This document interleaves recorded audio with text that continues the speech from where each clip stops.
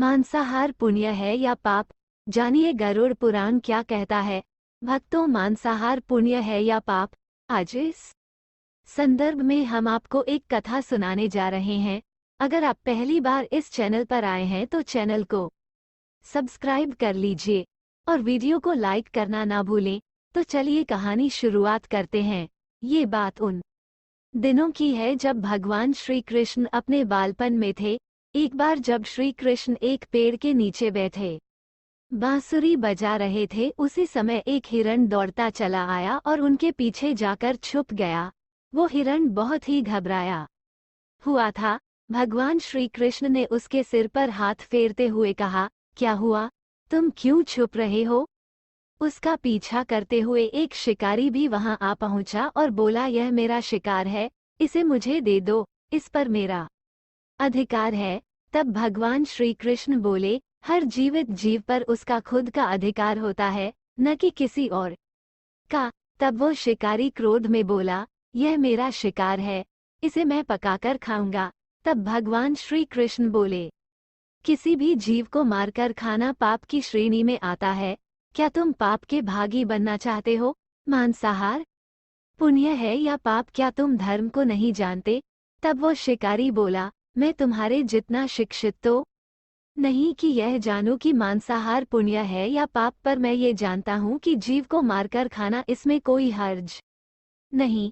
मांसाहार से तो एक तो वह जीव को जीव बंधन से मुक्त कर रहा है, फिर क्यों मांसाहार से मना किया जाता है? मांसाहारी होने को क्यों नहीं कहा जाता?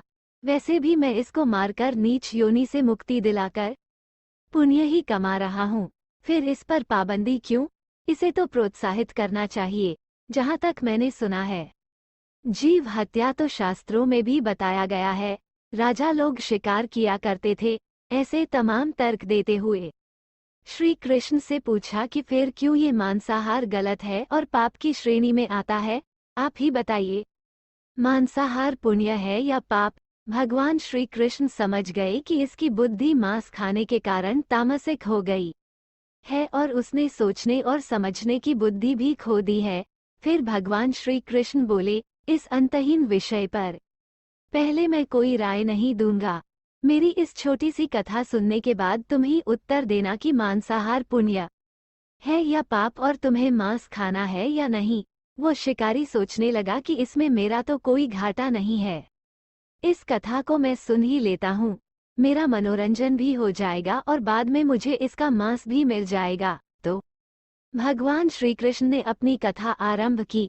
एक बार मगध में खाद्य संकट खड़ा हो गया तो अन्न का उत्पादन कम रहा। राजा को चिंता हुई कि यदि इस समस्या का शीघ्र निदान नहीं किया गया तो संरक्षित अनाज कोष भी खत्म हो जाएगा और संकट भीषण हो जाएगा। तो सम्राट ने अपनी राज्य सभा में पूछा, देश की खाद्य समस्या को सुझाने के लिए सबसे सस्ती वस्तु क्या है? मंत्रीगण सोच में पड़ गए। चावल, गेहूं, आलू इत्यादि पदार्थों को उगाने के लिए बहुत श्रम करना पड़ता है। वो तभी प्राप्त होते हैं जब प्रकृति का प्रकोप न हो। ऐसे में तो कुछ सस्ता हो ही नहीं सकता। तभी शिकार का शौक रखने वाले एक मंत्री ने सोचा कि यही उत्तम अवसर है, क्यों न अंधाधुंध शिकार के लिए राजा की अनुमति ले ली जाए। उसने सभा में कहा कि सबसे सस्ता खाद्य पदार्थ है मांस। इसके लिए धन का खर्च भी नहीं है और पौष्टिक खाना भी मिलता है। सभी सामंतों ने इस बात का समर्थन कर दिया, लेकिन मगध के प्रधानमंत्री अभी भी चुप थे। सम्राट ने पूछा, प्रधानमंत्री आप चुप क्यों हैं?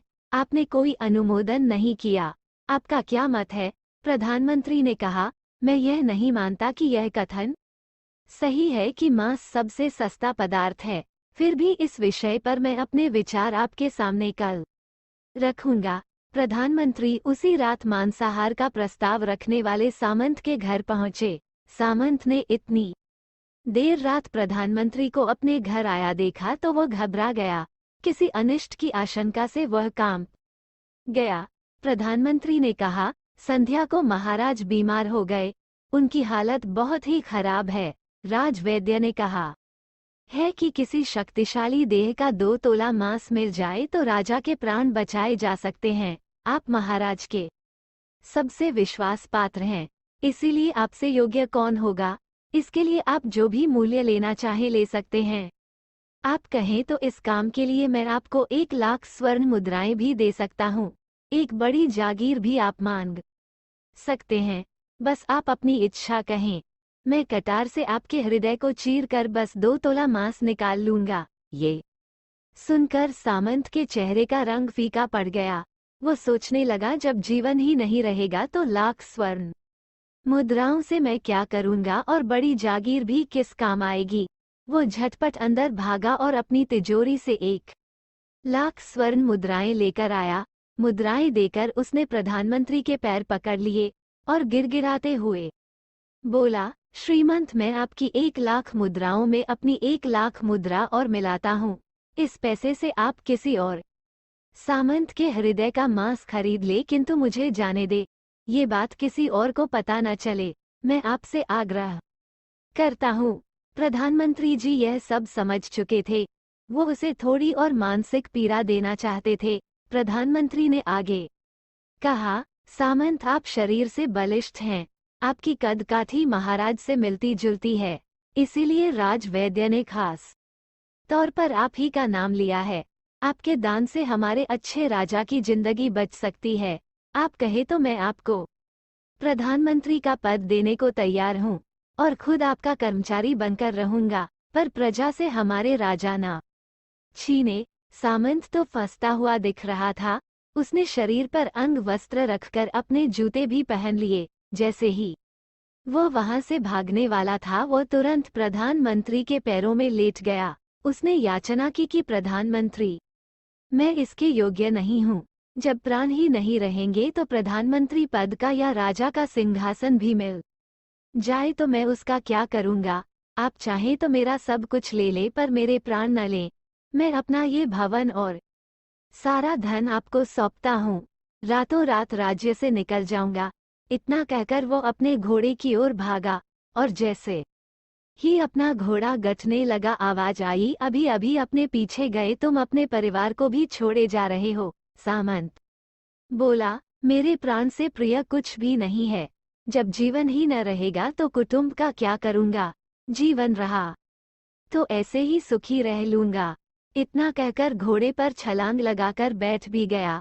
वो अभी चलने को ही था कि प्रधान मंत्री ने घोड़े की साख पकड़ ली। वो सामंत से बोला, भागने की जरूरत नहीं है, आप आराम से घर पर ही रहो। मैं किसी और का प्रयास करता हूँ। ये कहकर प्रधानमंत्री वहां से चले गए। प्रधानमंत्री के वहां से जाने पर सामंत के अंदर कुछ जान तो आई, परंतु बेचैनी बनी रही। उसकी नींद खराब हो चुकी थी।